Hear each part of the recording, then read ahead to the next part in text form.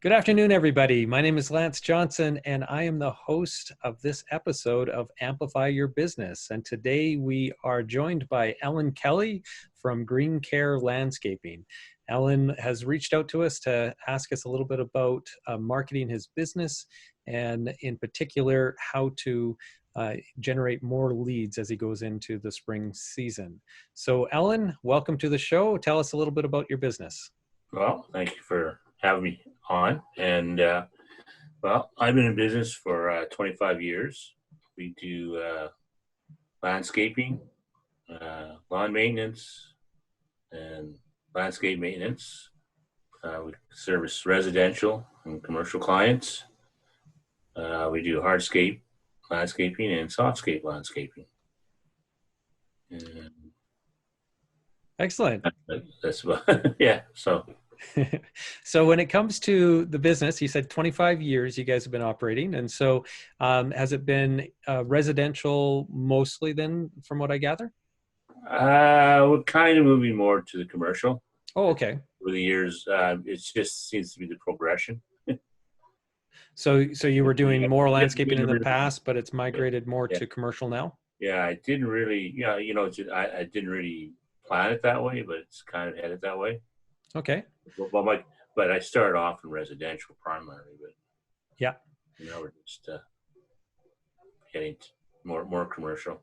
Okay. And then in terms of lead generation, what is it that you guys have been doing to generate new customer leads? Oh, well, with word of mouth. When I first started, of course, it was the Yellow Pages was our main source, which most companies have used. Yeah. Then the website. You had to get a website, and then I kind of, I guess I just got lost in all the technology and didn't keep up to how to promote that website and how to brand myself anymore. And you have a website, but you got to boost up your presence, and I really didn't understand how to do that. So yeah, this is something I'm starting to work on, is trying to get. You still need that website, but people just don't go for the website exactly. You got to brand yourself, sell yourself, and just get known a little more, and then and then try to get them to your to your website, because everybody has a website now.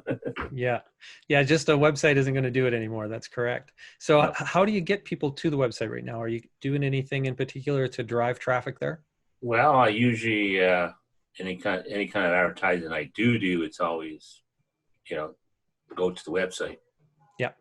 but I'm just trying to provide a little more. I know I just try to market different before I actually ask them to go to that website. I guess Yeah.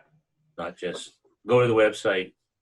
People just don't want that anymore. They want buttons and all kinds of like they want easy contact. Yeah. It's more of an instant society now. So, Yeah, for sure. or at least they got to know that they have been in contact with somebody, and somebody will be in contact with them. Yeah. Well, why don't we pull up your website right now, and then that way we can talk a little bit about it. So in episode 1, we worked with a business just to go through their website and basically help them identify the things that they should change. And so we went into a fair bit of depth on that one. And so I'm not going to spend a lot of time on your website because we want to get into the lead generation part of it. So, but I do want to just give you a few quick tips here on things that you might want to change. And so one of the things that I noticed when I went to your website on my mobile device is that it's not optimized for mobile at all. And so it's not a responsive design. So it does show, but everything is really small and all the buttons are really tiny. And so it's really difficult to interact with your finger and stuff. So in terms of editing, that would be probably the number one thing that you should focus on, is making sure that your website is responsive, because usually nowadays, at least 50% for most industries, and in your industry in particular, I think it's going to be quite a bit higher.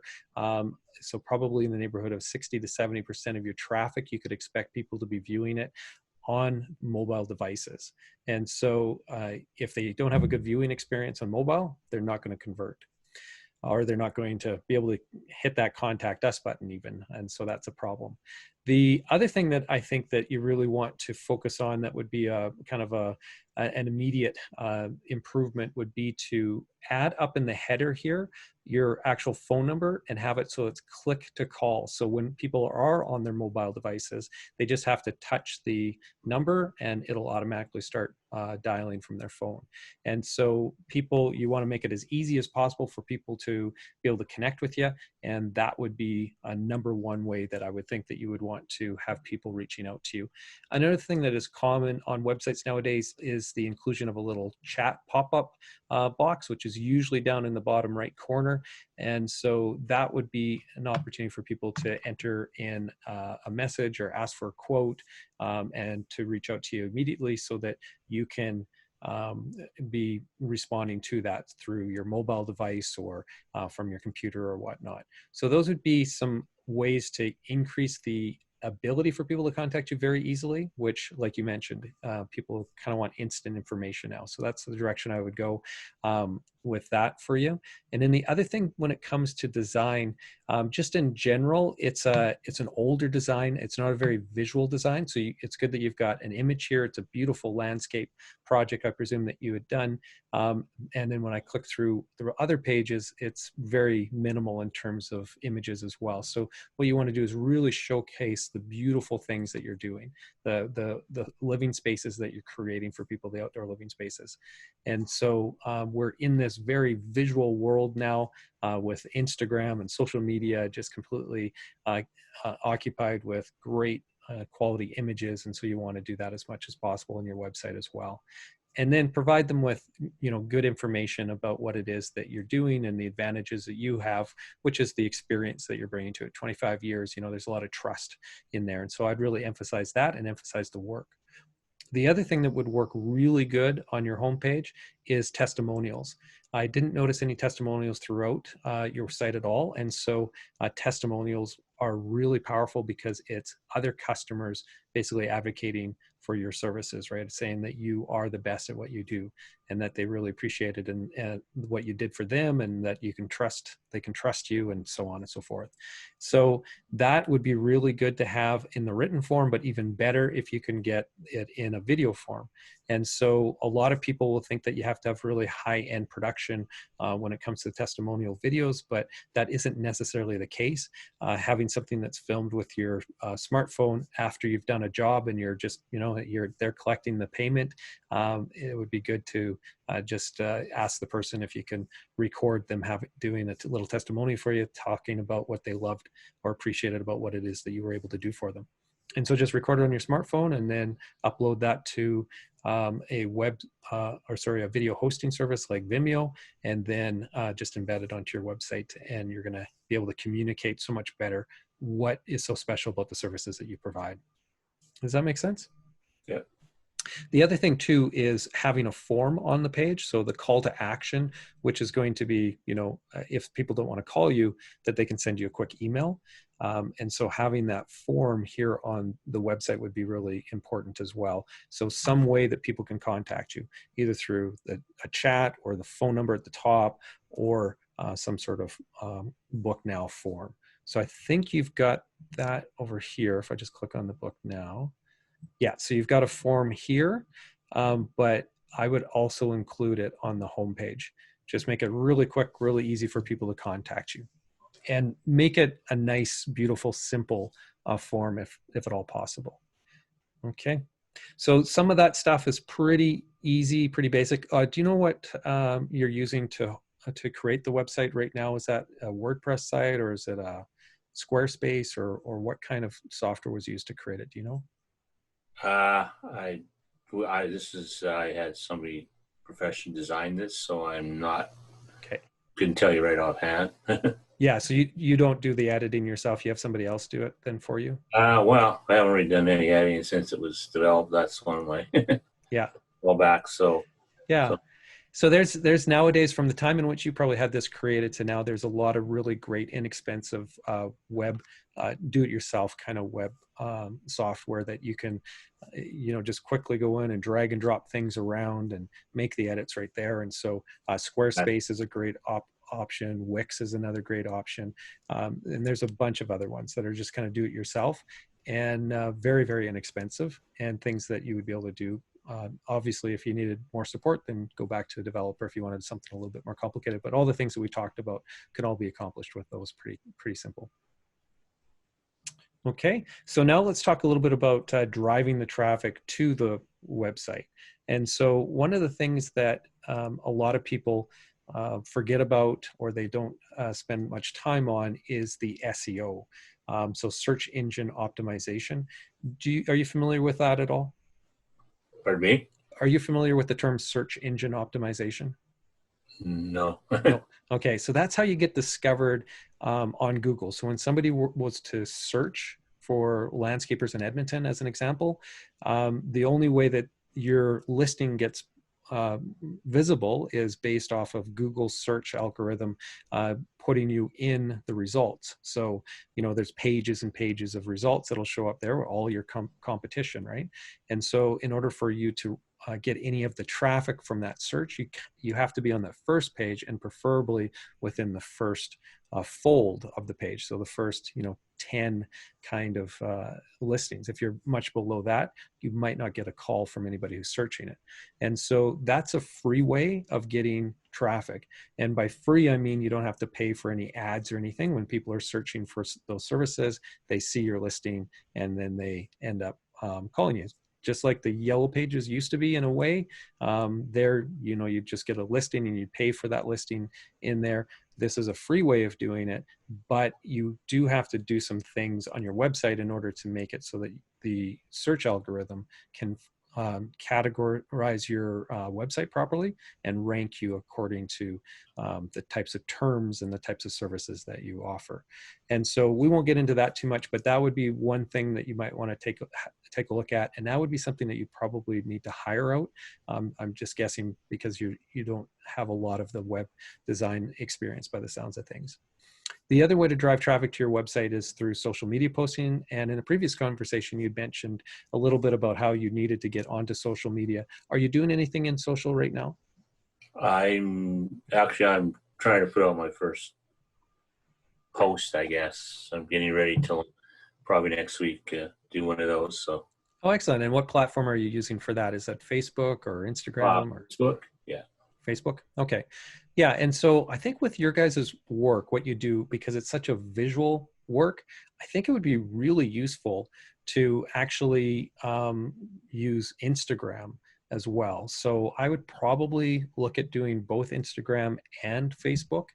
Now they're owned by the same company, Facebook, and so there is an ability to connect the two so that you can be posting some similar stuff in one to what you're posting in the other, so that you can share a little bit of that. And then if you do get into any type of advertising in the social platforms as well, it can be all managed within the same dashboard. And so that's handy as well. So I would recommend both. Now, Instagram is highly visual. It's just images essentially and videos in which people would post. And because you are creating these beautiful living spaces outdoors, taking some really nice photos of those completed projects and then posting them as a portfolio in Instagram, you would probably get a little bit of traffic there if you're doing it, strategically. Facebook is really good in terms of your target audience, homeowners, or there's going to be a lot of them that are going to be on Facebook, and it as well as a quite visual platform too. Another thing in terms of creating content, or good good content in which people might be interested in stopping and looking at, is videos. So doing a little video as you're at the end of your job and you've got it all completed, and you just do kind of a walkthrough with your smart camera, and you just show and talk a little bit about what it is that you had completed, and then post that into social media as well. People love seeing those kinds of completed projects. They also really like seeing projects through the progression of it too. So before and after photos are great to include on your website as well as in social media. Everybody loves those.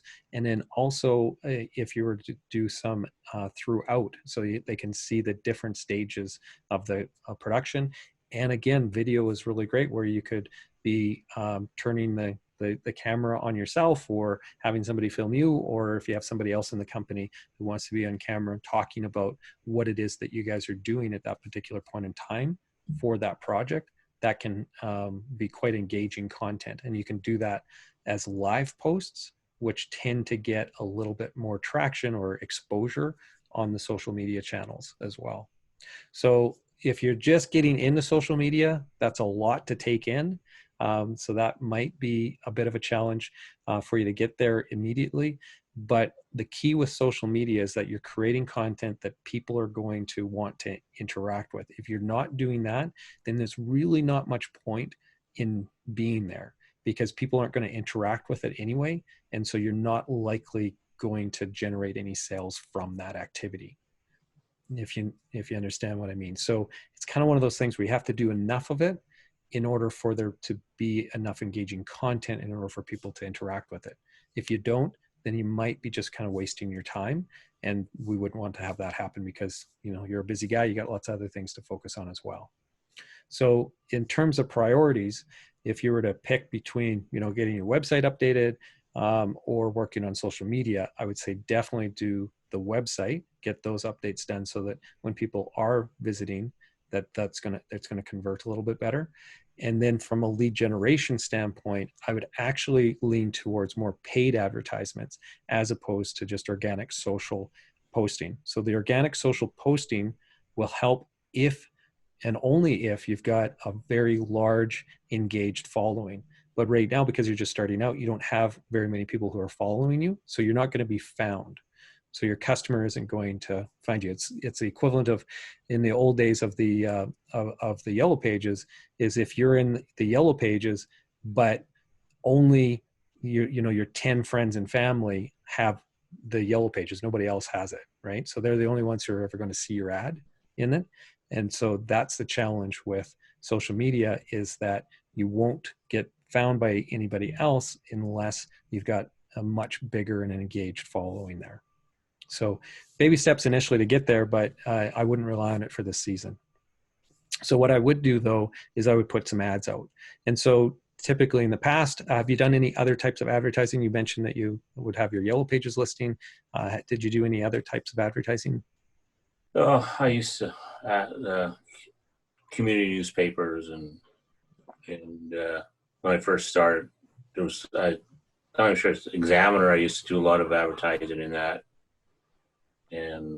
but people just don't seem to look at those, that's those sources anymore. So, I mean, it's just been it's just kind of slowly over the years, it's just kind of where the conventional ways of advertising are going and way, and I never really kept up with what was going on. So. Yep. Yeah, which is common. You're in the business of landscaping. You're not in the business of marketing, right? And so things are pretty busy, and you're busy. You don't really think of the marketing end of it, and now you have to. Before it was like, oh well, I'll just go advertise and it's more business. Yeah. You could do when you want it, and then get lots of business. But now it doesn't work that way anymore. Yeah. And so one of the great things about the new ways of advertising in the digital realm is that it's all quite measurable. And so you can see exactly how many people clicked on your ad, where, for instance, in the past, if you put an ad in the Examiner as an example, or some sort of community newspaper, the challenge with that is you didn't know if people actually read that ad or if they were going to act on that ad at all. And so the way that, say, Facebook ads, as an example, works is that you place an ad on Facebook, and then you decide who you want to target that ad to. So what age group you want to target, what gender you want to target, what neighborhood you want to target, what interest group that you want to target. So people maybe who are interested in, their some backyard activities and stuff, right? So those might be the people that you'd want to place your ad in front of. Where you couldn't do that before, with that community paper, it went out to everybody in the community, whether they had an interest or whether or not they were the right demographic. So you can narrow the demographic to exactly the type of people that you want to reach. And then you can place your ad in front of only those people, and you only get charged depending on the type of ad you create. But for the pay-per-click ones, you only get charged if they actually click on your ad. And so in that sense, you're only getting traffic who have an interest in your services that you are providing. And that traffic then would go to your website, in which you would have then that form, or you'd have the phone number or whatnot, and the gallery or a bunch of beautiful images that really showcase what it is that you do. So you catch them with the ad, generate some interest and awareness for who you are and what you do. And then when they go to your website, what you do is you demonstrate your capability, your knowledge, your expertise, the things that you're doing. So you do that through the images, you do that through the testimonials, and then you give them an opportunity to reach out to you. And if they don't reach out to you at that point, then what I would suggest that you do is you create what is called a remarketing campaign. And that is where once they leave your website, you can follow them around the rest of the web or back into Facebook or wherever they go with more display ads that remarket your services to them. So they might not have called you because they got interrupted or they were busy, but there's a reason why they came to your website. And so you just have to remind them later on, hey, remember me? You wanted to get some landscaping done. Here's some more information, or come on back. Here's my phone number. Give me a call, is essentially what you're doing. And so you have the ability then of kind of following them around. And I'm sure you've had that experience before where you clicked on something, maybe you're looking for a new Bobcat or something. And then all of a sudden you started seeing Bobcat ads all over the place, right? And that is what that is. And that used to be a very sophisticated thing. Now it's really easy to do within the ad platform and Facebook. So again, if you don't have the expertise, these are things that can be learned, and you could do it not too bad if you just Googled some tutorials online and free tutorials. Or if you needed some support, there's companies like ours out there that can support small businesses and help them through those.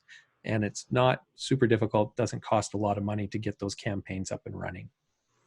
So that would be how I would drive the traffic to your website. And then obviously, your traditional ones where you probably have used before, where, you're doing a project in a particular neighborhood and you go around and you flyer all the doors, you put a flyer in or a business card beside all the neighbors and so on. Definitely continue doing all those tactics. Most of the time though, those people are going to, instead of just calling you directly, they're going to go to your website. And that's where it's important, again, that website is really putting your best foot forward. Okay, so that's really important.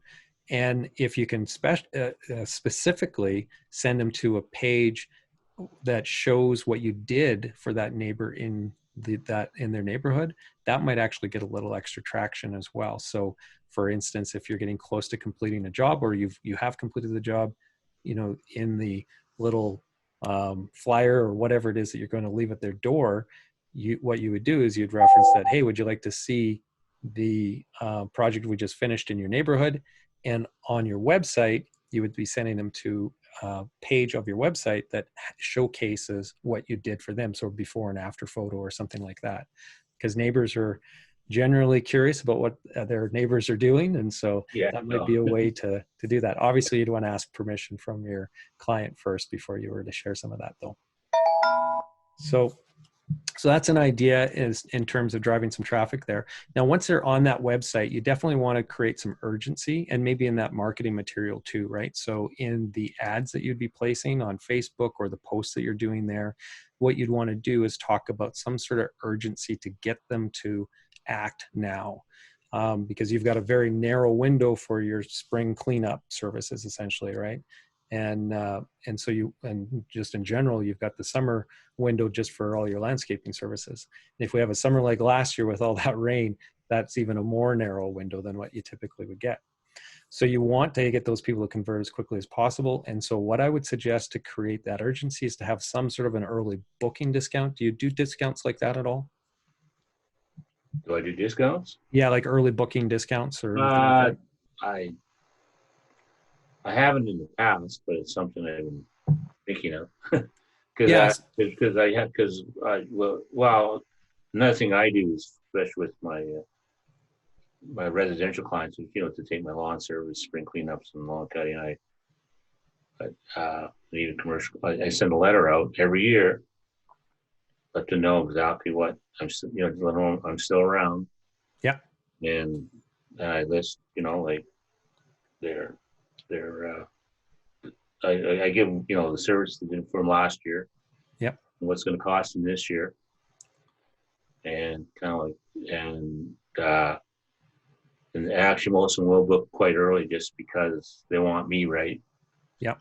Because they don't want because they in the past they said, well, we waited too late, you were too busy to come, so we Yep. got somebody else, we just weren't happy. So that way I created my own urgency with customers. I created my own little, once the letter comes out, they're booking.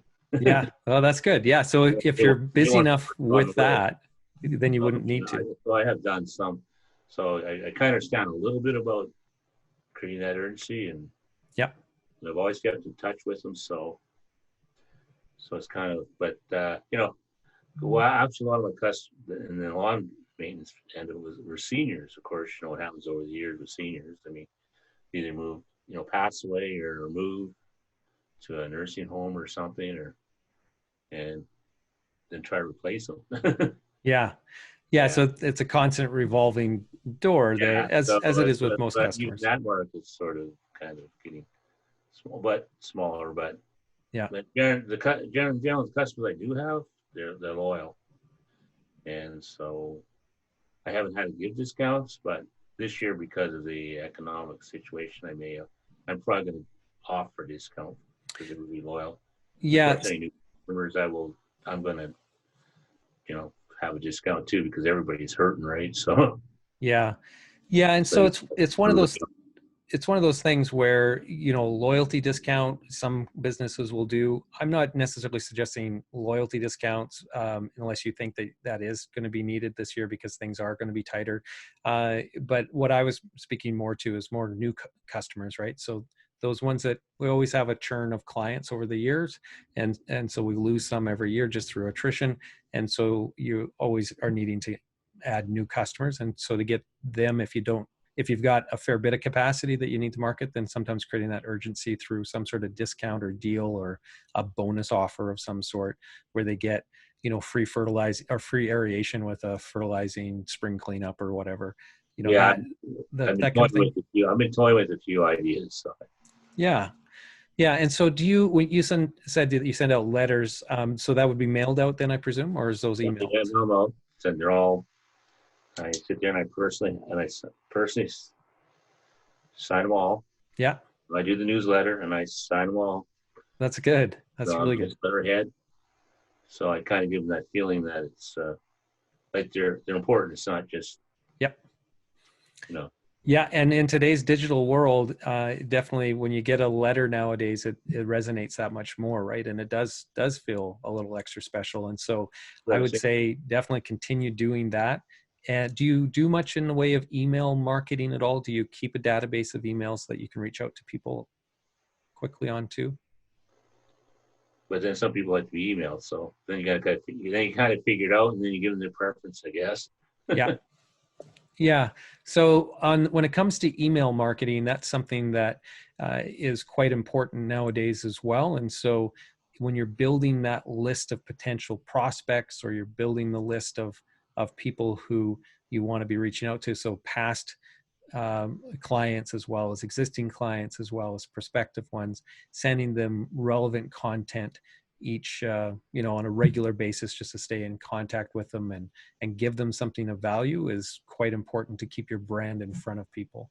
And so we usually will recommend that that you have some sort of a drip email sequence. Some of the types of information that landscapers might want to consider would be, providing them with some sort of 5 questions to ask a landscaper before hiring them, or why you should consider a drought tolerant landscape for your home, or what to consider when landscaping your Edmonton home. 5 biggest mistakes in landscape design. Those kind of informational type pieces will get them opening up the email, and then they see your brand, and there'll be some sort of click through to your website to book an appointment or to get a quote or whatever. So having that kind of useful information sent to them is a good idea leading up to the spring, right? So that you are starting to catch them before they've reached out to anybody else. How-to guides as well, or how-to information is great. So, how to add $50,000 in value to your home through landscaping, right? So, or how to choose the right material for your new home deck if you get into some of that hardscaping stuff, and or the right patio stone, or whatever the topic is that you think might resonate with your audience. So those are good ones as well. Another area, again, with that, creating urgency and getting them to click through is a special offer, a coupon, say it could be save 50% off of your first month's lawn care maintenance, and so they have to sign up. For anybody who signs up to the newsletter, they get that coupon as an example. And so it gives them an incentive to give their email address, so you can build that list so that you can market then more services to them going forward. And that's can be quite valuable and definitely worth the effort in doing those that list building activities. And then once you've got that, you just drip those emails out. And again, there's lots of really inexpensive and free software that will allow you to be able to send out mass emails that are really nicely designed. Doesn't take very much effort at all, and you can schedule them to go out at different times. So once a month, or once a week, or once every other week, or whatever the case might be. And so a service like MailChimp is a common one that a lot of small businesses will use, because it's free if you have less than 2,000 people in your contacts. So that would definitely be one to take a look at. Yeah. Any questions at all for me? Now that we've kind of covered off how to generate some traffic to your website, and then how to nurture those people a little bit, and with that email drip campaign. No, actually, no. Actually, a lot of questions, actually. Okay. I actually, because I didn't really have any questions. I just wanted information, right? Yeah. I guess I didn't really, because I got so far behind, I guess. Yeah. I haven't got to the point of the question quite yet, because I haven't really tried anything yet. Yeah, haven't got too far in. I just sort of got sense about just after Christmas. I just decided I have to get moving on this, or else I'm just gonna probably disappear. Yeah, because you can't run without leads. Yeah, exactly. You have to have work now, but you have to have work for the future. So it's selling now, but also trying to build for future work. So there's a lot to it. I have lots of catching up to do, but yeah, most definitely. But this is the thing that's really good about digital marketing, is there's lots of online resources. So if you wanted to do it yourself, you could definitely learn how to do it. You're kind of running out of time though, because the season is going to be starting. It's right around the corner. And so you'll want to get jumping on some of those things immediately. So just to summarize, I would say quickly update your website, and you can go to episode number 1. We've got a lot of tips there. We've included to explain how to do that. You have some software to help to update the website? Yeah, so those software options that I mentioned, so like Squarespace or Wix, those ones. Squarespace, yeah, and Wix, Wix. Those are two good, inexpensive options, and they allow you to update the website very easily. So if you can, use your system, and then it works that way, or do you have to? How does it work to actually get it to work onto your website to update it? Yeah, so there's a setup process. So these aren't our software; these are third-party software. Yeah, and so what you would do is you'd sign up, you'd make an account, you'd sign up, and it'll walk you through the steps on how to connect your URL, so the existing URL that you've got, which is greencarelandscaping.ca, to this new website that you're creating. And so you will be able to go in there, and you'll be able to edit and create whatever you want, and lots of visuals, and it's just dragging and dropping, and you click on different elements, and you can add text and delete text and so on. It's really easy. That's probably one of the I better actually get on that one pretty quick. Explore those opportunities. Yeah, and playing around with it, it's that so easy that you could just basically, create an account and then just play around with it for a weekend or a week, and you'll be able to see how easy it is and shift things around and experiment and play with it, and you'll have something that you really like without a whole lot of time, I'm sure of it. Yeah. And so that would be the first thing that you'd want to do. The next thing that you'd want to do, in my opinion, would be look at Facebook ads and do some advertising on Facebook, because that's going to get you're going to be able to put that ad in front of people immediately. And then search-based ads on Google Ads would be the other way, because you don't have the search engine optimization yet. And so you wouldn't rank in that top few pages of any search for landscapers in Edmonton. And so if you want to be there when people are searching, you'd want to have a little bit of an ad campaign there. And Yeah. so we'll do So, another episode in the future here about how to do so the ad Google, campaigns but properly. it sort of, so but placing it on Google Ads, that would, what do you call my rankings and would bring my rankings up. Yeah, it's not necessarily going to boost your rankings directly. There's an indirect benefit to it, but what it does is it puts your ad or your listing at the very top, then above everybody else. And so then you don't have to, right now you're probably at page 3 or 4 or 10. I'm not too sure. And so people I are never going to find you. I don't know where it's gone. Yeah. I think that's what really got me. What worried was I was just going through all the one, and I couldn't find one. Yeah. You know what? I've really got to do something here. This is not good. Yeah, exactly. And so Google Ads, if you can pay, then to place it. So it's just like it's like being put into the yellow pages, right? And Yeah. they wouldn't put you in the yellow pages without having an ad sometimes, or So after I do have Google, I do have the Google Ads. I haven't ran an ad on it yet or did anything with it. Yeah, and so there's some things that you can do that will give you a really good return there, and there's things that you can make mistakes where it'll just cost you a bunch of money in lost ads. And so that's one that's a little bit more tricky. I don't typically recommend people do the ads themselves. I usually recommend that they do reach out to an agency to help them, so like us or some other agency in the city, to help them with the placement of those and the design of them and the keywords. It's really comes down to keywords, because if you were to try to rank or to show your ad to show up for the keyword Edmonton landscapers, as an example, that one there is going to have a lot of competition. It's all done by auction. And so you're going to be competing against the big landscape companies who are wanting their ad to be placed there as well. And so Yeah. the way that Google does it is they do an auction essentially. So if you're willing to pay, say, $2 a click, but one of your competitors is willing to pay $4 a click, they will beat you. Now, the way that the auction works, though, is they only have to pay an incremental amount more. So they don't have to pay the $4 a click. They would only have to pay incrementally higher than what the next highest bidder is. So if you're the next highest bidder at 2, they'd only have to pay, essentially $2.01, and they're going to get that placement then. And so what we generally recommend for smaller businesses is not to compete on those search terms, those ones that are more specific like that, or sorry, broader like that. And so what we want you to do is compete on something like backyard landscaper Edmonton or something like that, right?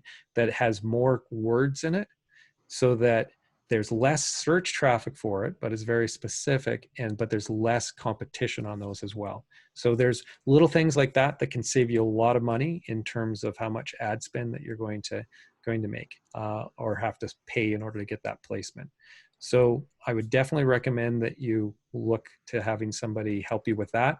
And then the Facebook ads is another area to do. So those would be the two that I would focus on for your business and driving traffic to your website. Okay, I'll probably talking to you later. Yeah, for sure. Later on some of this. Yeah, no worries at all. We're here to help whatever way we can, and there's lots of companies out there that do similar work to what we do as well. So there's a lot of options, and there's a lot of things that a person can do if you have the time to do it as well and to learn about it. But at this point, it might be best to, wait till the winter to learn the intricacies of it a little bit more so, and have somebody help you get going immediately before the season kind of gets underway too much, because then you're going to be too busy to do anything anyway, right? Hopefully anyway. Yeah. Okay, so I think we'll wrap up this session at this point then. And so, like I mentioned, we will have another session in the future here about optimizing ads. And so if you're interested in learning that, we'll deep dive into a discussion there. And but in the meantime, everybody stay safe, and I hope that you enjoyed the session. Go back to Amplify. Amplimedia.com/amplify in order to see the other episodes and any future episodes as well. So thanks again, Allan, for taking the time to let us, analyze your marketing and give you some tips, and hopefully everybody else has learned something along the way as well. It was a great help, and I thank you for the opportunity to play. Sounds great. Okay, take care, everybody. Okay.